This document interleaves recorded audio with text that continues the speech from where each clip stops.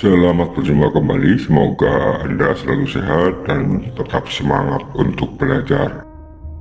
Pada video kali ini saya ingin mencoba menjelaskan mengenai pelestarian hewan dan tumbuhan. Pelestarian hewan dan tumbuhan adalah usaha untuk melindungi hewan dan tumbuhan agar tidak punah. Kelestarian hewan dan tumbuhan sangat bermanfaat untuk kelangsungan hidup manusia. Pelestarian hewan dan tumbuhan secara garis besar dapat dilakukan dengan dua cara, yaitu pelestarian in situ dan pelestarian ex situ. Apa itu pelestarian in situ? Pelestarian in situ adalah pelestarian yang dilakukan pada tempat asli hewan atau tumbuhan tersebut berada. Contoh pelestarian in situ adalah Suaka Margasatwa, hutan lindung, dan taman nasional.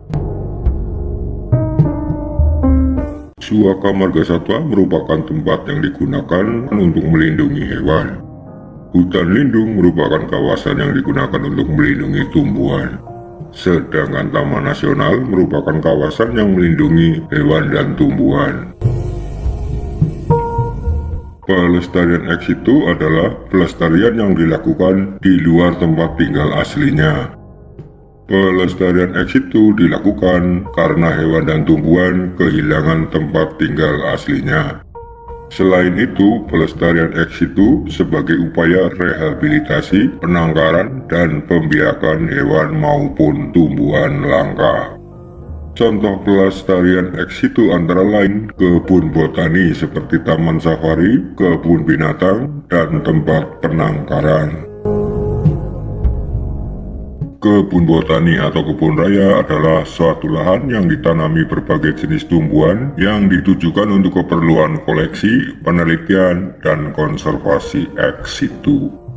Penangkaran adalah upaya perbanyakan melalui pengembangbiakan dan pembesaran tumbuhan dan satwa liar dengan tetap mempertahankan kemurnian jenisnya. Kebun binatang adalah suatu kawasan untuk melestarikan satwa-satwa langka dari berbagai daerah. Tujuan pelestarian hewan dan tumbuhan antara lain sebagai berikut. Pertama, menjaga keseimbangan ekosistem agar kehidupan di muka bumi tetap berjalan dengan baik.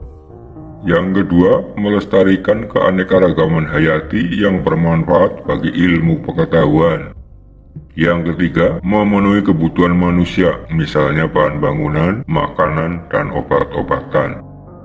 Yang keempat, menciptakan lingkungan yang nyaman dan mengurangi pencemaran udara dengan adanya berbagai jenis pohon. Yang kelima, dapat dimanfaatkan sebagai tempat hiburan. Berikut ini beberapa hewan yang hampir punah sehingga perlu dijaga kelestariannya. Yang pertama adalah komodo. Komodo merupakan reptil tertua yang pernah ada. Komodo hidup di Pulau Komodo, Nusa Tenggara Timur. Hewan ini termasuk hewan yang terancam punah karena hewan ini merupakan hewan endemik. Komodo dilestarikan di Taman Nasional Komodo. Dengan demikian, Taman Nasional Komodo melakukan pelestarian in situ. Hewan yang kedua adalah burung cendrawasih. Burung cendrawasih merupakan hewan khas Papua. Burung ini memiliki bulu dan suara yang indah. Sayang, jumlahnya dari tahun ke tahun semakin berkurang karena perburuan liar. Untuk menyelamatkan dari kepunahan, pemerintah Indonesia menetapkan cendrawasih sebagai hewan yang dilindungi. Hewan yang ketiga adalah badak Jawa. Badak Jawa merupakan badak yang hanya memiliki satu jula. Badak ini dilindungi di Taman Nasional Ujung Kulon. Badak Jawa terancam punah karena perburuan liar. Badak diburu untuk diambil julannya yang memiliki nilai ekonomi tinggi. Taman Nasional Ujung Kulon melakukan pelestarian in situ. Hewan yang keempat adalah orang utan. Orang utan adalah salah satu jenis kera besar. Taman Nasional Tanjung Puting merupakan salah satu tempat penangkaran orang utan. Taman ini terletak di Kabupaten Kota Waringin Barat, Provinsi Kalimantan Tengah.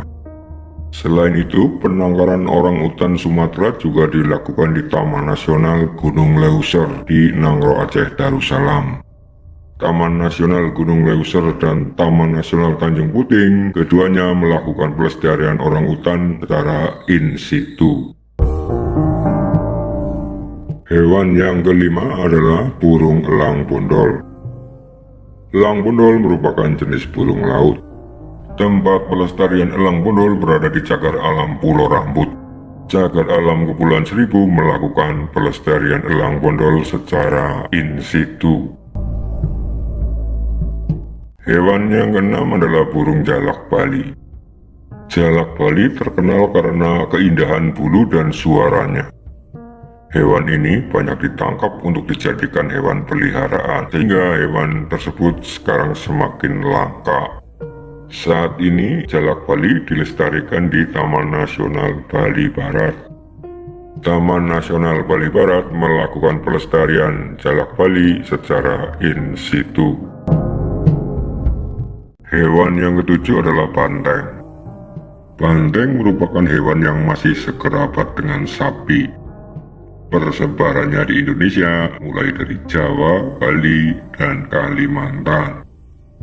Satwa ini saat ini dilestarikan di Taman Nasional Ujung Kulon, Taman Nasional Meru Betiri, Taman Nasional Alas Purwo, Taman Nasional Baluran, serta Taman Nasional Bali Barat. Hewan yang kedelapan adalah harimau Sumatera. Harimau Sumatera saat ini jumlahnya semakin sedikit. Keberadaannya terganggu oleh manusia yang sering melakukan penebangan liar dan memburunya. Saat ini, harimau Sumatera dilestarikan di Taman Nasional Bukit Barisan Selatan. Hewan yang kesembilan adalah anoa. Anoa merupakan hewan khas Sulawesi. Hewan tersebut saat ini terancam punah karena sering diburu untuk diambil kulit, tanduk, dan dagingnya. Saat ini, anoa dilestarikan di Taman Nasional Lore Lindu. Hewan yang ke-10 adalah babi rusa. Babi rusa merupakan hewan endemik Pulau Sulawesi dan sekitarnya. Populasi babi rusa terus mengalami penyusutan. Saat ini babi rusa dilestarikan di Taman Nasional Lore Lindu. Selain hewan, beberapa tumbuhan di Indonesia juga hampir punah. Penyebab kemudahan antara lain yaitu penebangan hutan, perusakan habitat, dan juga bencana alam. Berikut ini beberapa jenis tumbuhan yang hampir punah di Indonesia. Yang pertama adalah bunga Rafflesia arnoldi. Bunga Rafflesia arnoldi hidup di Taman Nasional Bengkulu.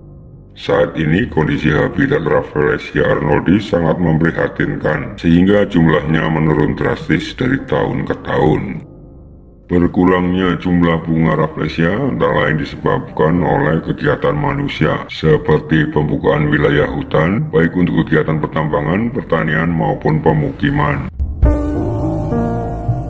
Tumbuhan yang kedua adalah bunga bangkai raksasa. Bunga bangkai raksasa atau Amorphophallus titanum merupakan tumbuhan endemik dari Sumatera. Tumbuhan ini dikenal dengan tumbuhan dengan bunga majemuk terbesar di dunia. Bunga bangkai populasinya menurun karena banyaknya hutan yang beralih fungsi menjadi lahan pertanian, perkebunan, dan juga pemukiman. Tumbuhan yang ketiga adalah kantong semar. Kantong semar merupakan jenis tanaman langka karnivora. Kantong semar terancam punah akibat perburuan dan koleksi tanaman hias. Tumbuhan yang keempat adalah tumbuhan cendana. Cendana merupakan tanaman langka penghasil kayu cendana dan minyak cendana. Cendana merupakan tumbuhan parasit pada awal kehidupannya. Karena sifat inilah cendana sukar dikembangbiakan atau dibudidayakan. Tumbuhan yang kelima adalah tumbuhan eboni. Eboni atau kayu hitam merupakan flora endemik wilayah Sulawesi. Saat ini jumlahnya semakin berkurang. Salah satu penyebab berkurangnya kayu hitam antara lain adalah karena tidak setiap tahun tanaman tersebut berbuah, sehingga semakin sulit untuk dikembangkan. Tumbuhan yang keenam adalah anggrek tebu. Anggrek tebu merupakan anggrek terbesar, paling besar dan paling berat di antara jenis-jenisnya. Anggrek ini juga disebut dengan anggrek raksasa, anggrek harimau, atau ratu anggrek. Anggrek tebu jumlahnya semakin berkurang karena banyaknya tumbuhan ini digunakan sebagai tanaman hias. Tumbuhan yang ketujuh adalah anggrek hitam. Anggrek hitam adalah spesies anggrek yang hanya tumbuh di Pulau Papua dan Kalimantan.